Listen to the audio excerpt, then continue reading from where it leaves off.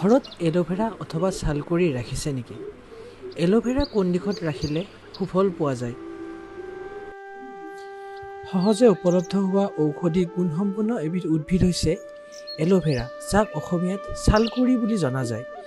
ছালকুঁৱৰীৰ বৈজ্ঞানিক নাম এলোবাৰ্বাচিছ মিলাৰ। ছালকুঁৱৰী অৰ্থাৎ এলোভেৰা যিকোনো ধৰণৰ টাব অথবা মাটিৰ পাত্ৰত সহজে হয়। এলোভেৰা জেলৰ উপৰিও ইয়াৰ ৰস দুয়োটাই শৰীৰৰ বাবে খুবেই উপকাৰী। বহু ঔষধি গুণসম্পন্ন এলোভেৰাৰ আছে এটা বিশেষ গুণ।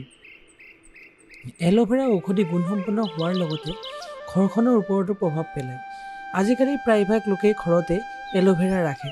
পিছে কোন দিশত ৰাখিব লাগে এলোভেৰা? ছালকুঁৱৰী বা এলোভেৰা এবিধ ইনড'ৰ প্লেণ্ট, সকলোৱে জানে। ছালকুঁৱৰী এবিধ খুবেই ভাল উদ্ভিদ। ইয়াক প্ৰাকৃতিক সম্পদ বুলিয়েই ক'ব পাৰি। এলোভেৰাই বায়ু বিশুদ্ধ কৰাত গুৰুত্বপূৰ্ণ ভূমিকা গ্ৰহণ কৰে, অৰ্থাৎ প্ৰাকৃতিকভাৱে বায়ু বিশুদ্ধ কৰে এলোভেৰাই। ঘৰৰ ভিতৰত কিছুমান ইনড'ৰ প্লাণ্ট থাকিলে বহুখিনি সুফল পোৱা যায়। তাৰ ভিতৰত এটা হৈছে এলোভেৰা।